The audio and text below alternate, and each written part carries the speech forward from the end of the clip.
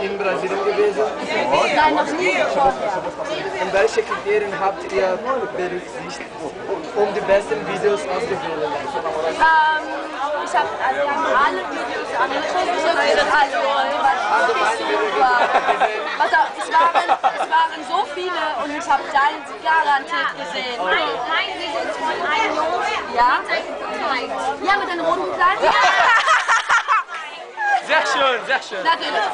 Ja, natürlich. Und wir haben wirklich alle gesehen und es war schwierig für uns, eine 1 zu wählen und eine 2 zu wählen und eine 3 zu wählen. Es war wirklich, wirklich schwierig für uns. Und wir sind dann auch ein bisschen danach gegangen, was habt ihr gewählt?